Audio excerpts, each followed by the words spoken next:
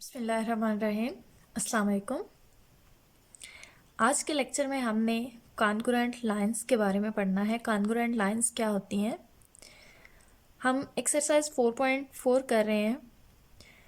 पहले हमने question number 2 किया है। नेक्स्ट हमने करना है क्वेश्चन नंबर 4। क्वेश्चन नंबर 4 और 5 में ये कॉन्सेप्ट यूज़ हो रहा है कॉन्ग्रुएंट लाइंस का, तो इसके लिए हम पहले इसे डिस्कस कर लेते हैं। कॉन्ग्रुएंट लाइंस क्या होती हैं। कॉन्ग्रुएंट लाइंस की हमारे पास डेफिनेशन है, a set of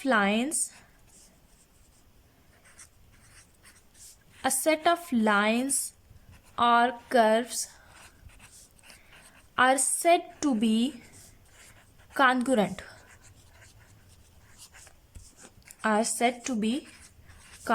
वो congruent तब कहलाती हैं if they all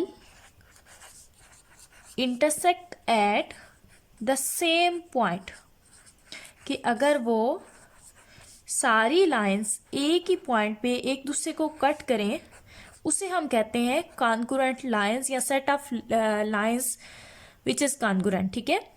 और जिस पॉइंट पे वो एक दूसरे को मीट करती हैं, इंटरसेक्ट करती हैं, उसे हम कहते हैं point of congruency. The point where these lines or set of lines meet या intersect भी आप कह सकते हैं, is called point of congruency।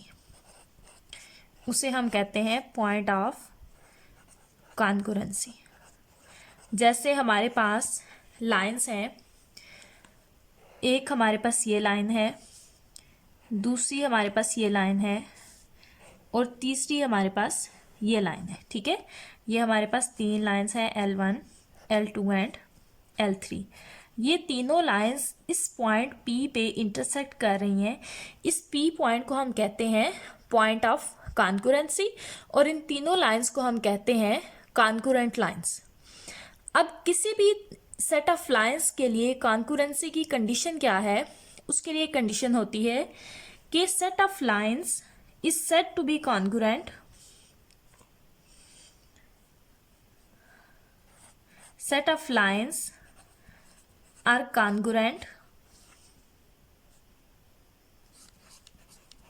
if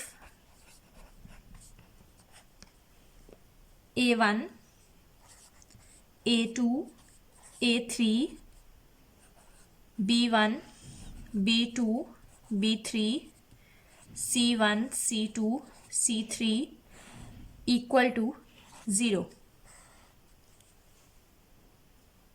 अब अगर हमारे पास ये डिटर्मिनेंट इक्वल टू 0 आए तो हम कहते हैं लाइंस ये जो हमारे पास हैं ये कॉन्ग्रुएंट है। अब यहाँ पे A1, B1 और C1 क्या है, हमारे पास लाइंस किस फॉर्म में होती हैं। लाइंस हमारे पास होती हैं, यहाँ पे L1 है A1x plus B1y plus C1 equal to 0। Second line हमारे पास है A2x plus B2y plus C2 equal to 0 और थर्ड लाइन हमारे पास है A3x plus B3y plus C3 equal to 0। ठीक है। ये तीन लाइंस हैं।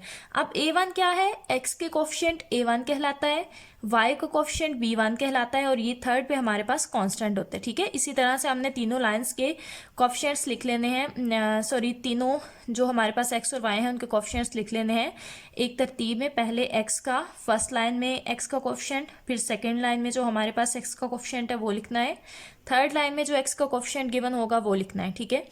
इसी तरह से फर्स्ट लाइन में y का कोफिशिएंट लिखना है B1, फिर सेकेंड लाइन में y का कोफिशिएंट B2 और थर्ड लाइन में y का कोफिशिएंट B3 और फिर हमने सारे कांस्टेंट्स लिखने हैं एक तरतीब से। पहले फर्स्ट लाइन में जो कांस्टेंट गिवन है वो लिखना है, फिर सेकेंड लाइन में जो कांस्टेंट गिवन है वो लिखना है और फिर थर्ड लाइन में जो कांस्टेंट गिवन है वो लिखना है।